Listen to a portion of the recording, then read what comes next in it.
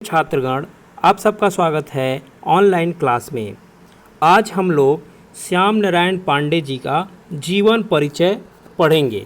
आइए देखते हैं श्याम नारायण पांडे जी का जीवन परिचय।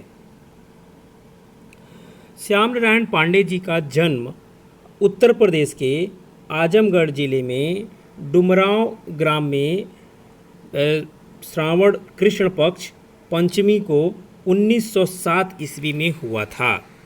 प्रारंभिक शिक्षा के बाद श्याम नारायण पांडे जी संस्कृत अध्ययन के लिए काशी, वर्तमान में जिसका नाम है वाराणसी या बनारस, आ गए। काशी से वे साहित्याचार्य की परीक्षा उत्तीर्ण किए। श्याम नारायण पांडे जी स्वभाव से सात्विक, हृदय से विनोदी और आत्मा से परम निर्भीक व्यक्ति थे। पांडे जी के स्वस्थ पुष्ट व्यक्तित्व में शौर्य, सत्व और सरलता का अनूठा मिश्रण था। श्याम नारायण पांडे जी के जीवन में संस्कार जो है वो द्विवेदी युगीन दृष्टिकोण, उपयोगितावाद और भाव विस्तार मर्यादावादी थी। कहा जा सकता है ये कि श्याम नारायण पांडे जी के जीवन में जो है द्विवेदी युग का पूरा प्रभाव पड़ा इनके जीवन पे। लगभग 2 दशकों के ऊपर वे हिंदी कवि सम्मेलनों के मंच पर अत्यधिक लोकप्रिय रहे। कौन? श्याम नारायण पांडे जी। आगे है कि उन्होंने आधुनिक युग में वीर काव्य की परंपरा को खड़ी बोली में प्रतिष्ठित किया। मतलब खड़ी बोली में वीर काव्य की रचना करने वाले आधुनिक युग में ये श्याम नारायण पांडे जी हैं। आगे है कि यह महान कवि रूपी सूर्य सन 1991 ईस्वी में अस्त हो गया। यानी श्याम नारायण पांडे जी सन 1991 ईस्वी में हम सबको छोड़कर स्वर्ग सिधार गए।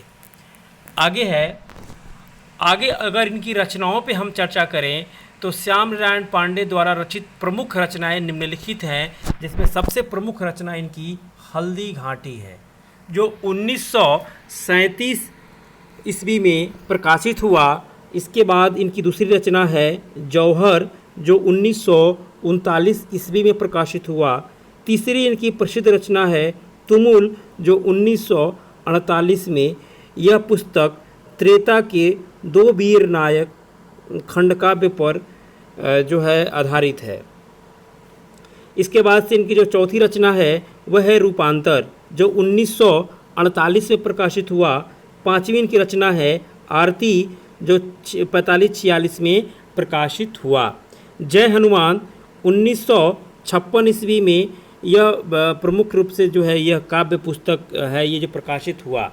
इसके बाद से है इनका माधव, रिमझिम, आंसू के कण, गोराबद उनकी प्रारंभिक लघु कृतियां हैं, जो शुरू में छोटी छोटी कविताएं रचा करते थे।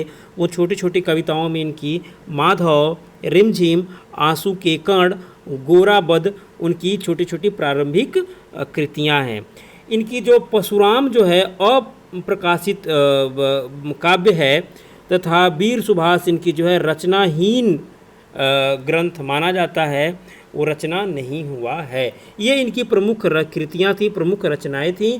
आगे हम देखते हैं साहित्य में स्थान। श्याम नारायण पांडे जी का साहित्य में क्या स्थान है? तो श्याम नारायण पांडे जी वीर रस के अद्भुत कवि में एक थे। वे काशी के प्रसिद्ध साहित्याचार्य थे। उन्होंने 4 महाकाव्य रचे, जिसमें हल्दी घाटी और जौहर विशेष हुई।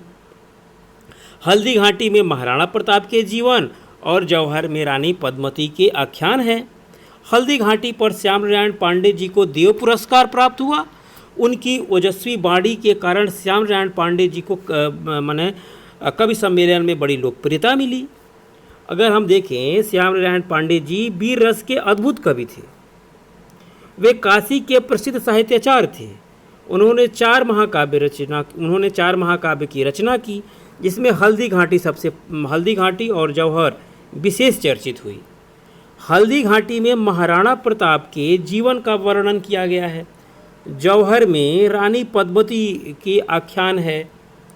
हल्दी घाटी पर श्याम नारायण पांडे जी को देव पुरस्कार प्राप्त हुआ।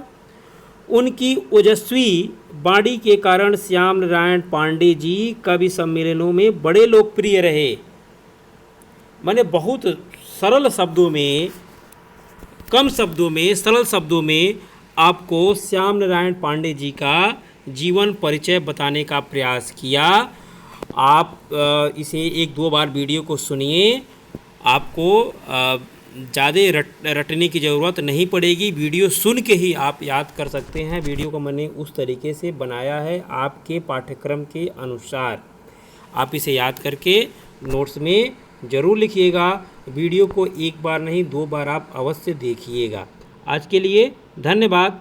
कल हम लोग मिलते हैं। इनकी जो प्रसिद्ध रचना है हल्दी घाटी, जो हम लोगों के पाठ्यक्रम में रखी गई है, कल हम लोग उसका अध्ययन करेंगे। आज के लिए धन्यवाद।